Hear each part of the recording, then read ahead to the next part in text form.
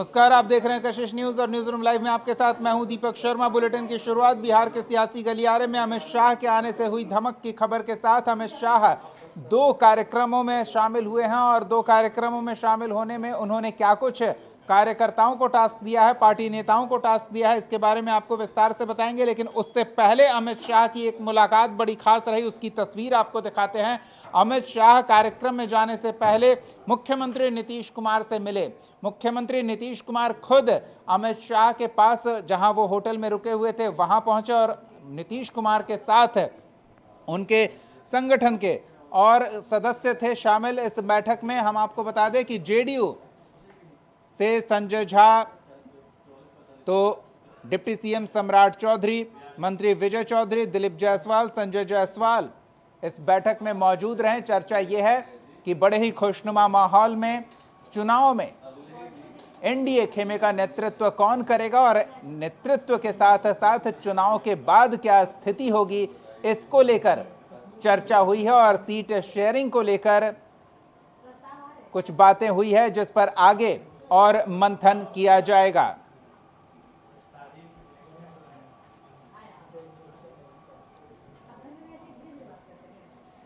तो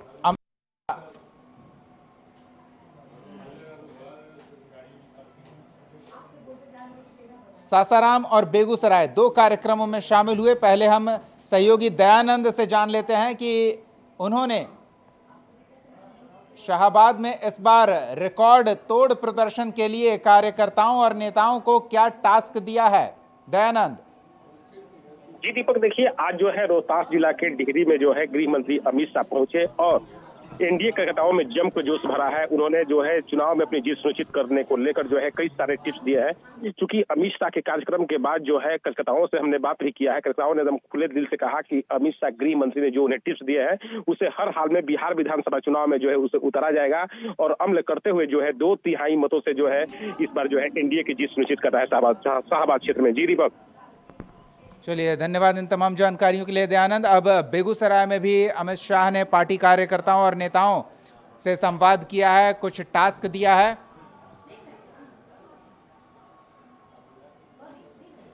वहां अलग से सभा के बाद 300 कार्यकर्ताओं से अमित शाह रूबरू हुए और कई बातें कार्यकर्ताओं के साथ साझा की है, जीत का मंत्र।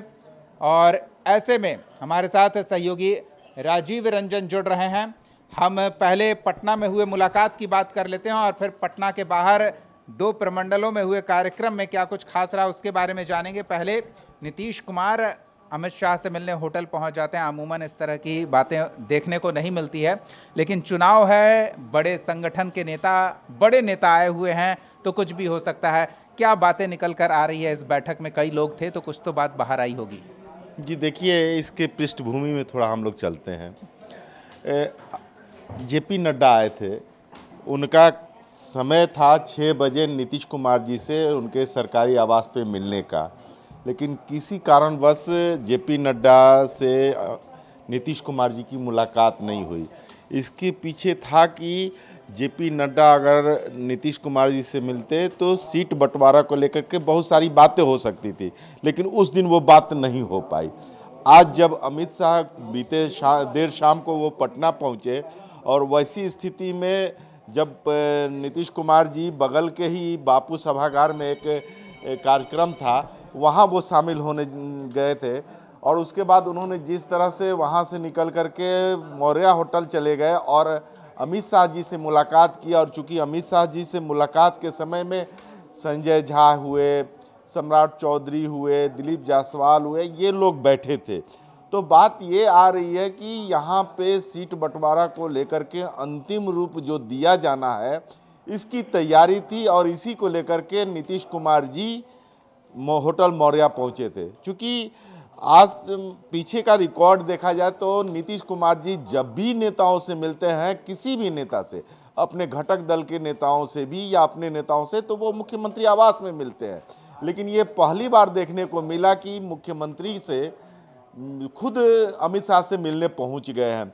और ये इसके पीछे की कहानी यही है कि चूंकि अब वो समय नहीं बचा है और लिस्ट भी फाइनल करना है 2020-2025 के विधानसभा चुनाव को लेकर के, और घटक दलों में खींचतान की स्थिति बनी हुई है। जीतन राम मांझी लगातार ये कहते फिर रहे हैं कि हमें 15 से 20 सीट चाहिए, चिराग पासवान 40 के ऊपर सीट मांग रहे हैं। तो ये सारी चीज़ें जो जा रही है पब्लिक डोमेन में, तो इससे लग रहा है कि एनडीए में सब कुछ ठीक नहीं है। इसको देखते हुए ये बैठक काफ़ी अहम है। और आज जिस तरह से अमित शाह जी से नीतीश कुमार जी मिले हैं, तो हमको लगता है कि बहुत जल्द एनडीए में सीटों के बंटवारे को लेकर के जो संशय की स्थिति बनी हुई है, चाहे जो महागठबंधन के नेता आरोप लगा रहे हैं कि इनके सीटों में बंटवारा को लेकर के महासंग्राम मचा है, तो हमको लगता है कि वो दिन अब खत्म होने जा रहा है। और 2 से 3 यानी कि इस महीने में निश्चित रूप से एनडीए अपने सीट बंटवारे की घोषणा कर सकती है इस बैठक के सामने होने के बाद। लेकिन राजीव, आप ये कह रहे हैं, उस पर बड़ा सवाल ये हो रहा है कि और सहयोगियों के साथ क्या अलग अलग बैठक होगी या साझा बैठक होगी। लेकिन इस सवाल पर आने से पहले हम जरा शाहाबाद और बेगूसराय का रुख कर लेते हैं। वहां कार्यकर्ताओं को क्या मंत्र दिया शाह ने? देखिए, शाहाबाद डेहरी में जब गए थे अमित शाह, तो उसके पीछे रीज़न है। साउथ बिहार में जो 2020 का चुनाव हुआ था, और 2020 के चुनाव में जिस तरह से आप शाहाबाद प्रमंडल की बात कर लें या फिर मगध प्रमंडल की बात कर लें, तो वहाँ से एनडीए को बहुत निराशा हाथ लगी थी। शाहाबाद प्रमंडल में 22 सीट है और 22 सीट में मात्र 2 सीट जीता था एनडीए ने, और 1 सीट जीता था बसपा ने, जो कि जमा खान बाद में आकर के जदयू में शामिल हो गए। तो मान लीजिए 3 सीट वहां से था, 22 में 3। अब मगध प्रमंडल की बात कर ले तो मगध प्रमंडल में 33 सीटें हैं विधानसभा की, और उसमें से मात्र 12 सीटें एनडीए जीती थी। आप अरवल उठा के देख लीजिए, अरवल जिला हो, जहानाबाद जिला हो और औरंगाबाद जिला हो, 3 जिला ऐसे थे जहां एक भी सीट एनडीए ने नहीं जीती थी। नवादा से जीते थे, आपको गया से जीते थे, 12 सीट जीते थे। तो ये एक अमित शाह के लिए सबसे बड़ी चुनौती थी कि शाहाबाद और मगध प्रमंडल में हमारी उपस्थिति इस बार ऐसी रहे। मतलब कमजोर कड़ी मजबूत करने आए हैं शाह इस बार। इनके कार्यक्रमों को और कार्यकर्ताओं से जिस इलाके के मिल रहे हैं उसको देखा जाए तो माना जाएगा। जी निश्चित रूप से, क्योंकि इसके पीछे एक और रीजन है। महागठबंधन ने बहुत अच्छा स्कोर किया था 2020 के विधानसभा चुनाव में 2 प्रमंडलों में, शाहाबाद और मगध प्रमंडलों में। और राहुल गांधी ने मतदाता अधिकार यात्रा सासाराम से शुरू की थी, तो वो अपनी मजबूती को और मजबूती देने पहुंचे थे। राहुल गांधी, तेजस्वी यादव, यहाँ तक कि लालू यादव भी वहां से शुरुआत हुई थी, तो मंच पर थे और उस शुरुआत का श्री गणेश किया था लालू यादव ने। तो वहां एक कड़ी कमजोर दिखती नजर आ रही थी भाजपा को, एनडीए को। तो उनके राहुल गांधी के सामने कोई ना कोई ऐसा मजबूत नेता उस क्षेत्र में जाना चाहिए था, जिसको अमित शाह ने जाकर के पूरा किया है और अपने कार्यकर्ताओं को जो मंत्र दिया है कि भाई हमारी स्थिति ये थी, और उन्होंने आईना भी दिखाया है कि हम इस स्थिति में थे, लेकिन ये स्थिति नहीं रहनी चाहिए। आगामी विधानसभा यानी कि 2025 के अक्टूबर या नवंबर में जो इलेक्शन होने जा रहा है, तो वैसी स्थिति ऐसी नहीं होनी चाहिए। इसको लेकर के वो लगभग 3000, आप देख लीजिए कि भोजपुर जिला हुआ, बक्सर जिला हुआ, कैमूर जिला हुआ, रोहतास जिला हुआ, औरंगाबाद जिला हुआ, अरवल जिला हुआ, जहानाबाद हुआ, गया हुआ और नवादा। बेगूसराय तरफ के भी जोड़ लेते हैं। नहीं, बेगूसराय तो चूंकि दूसरे पाली में वो अभी गए हुए हैं बेगूसराय, लेकिन जो डेहरी का जो कार्यक्रम था उसमें ये जिले के लोग, कार्यकर्ता, अधिकारी, जो माने भाजपा के अधिकारी जो हैं, वो सारे लोग आए थे।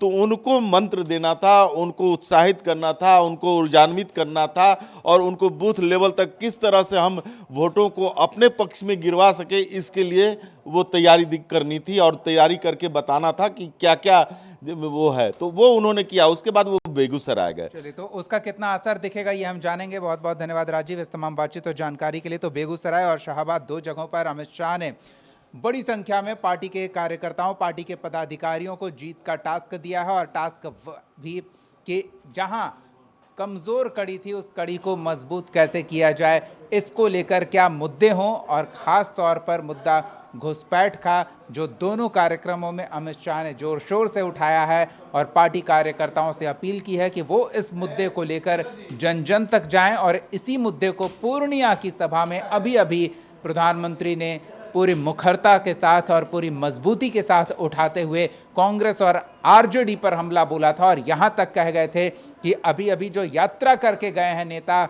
वो घुसपैठियों को बचाने की यात्रा थी।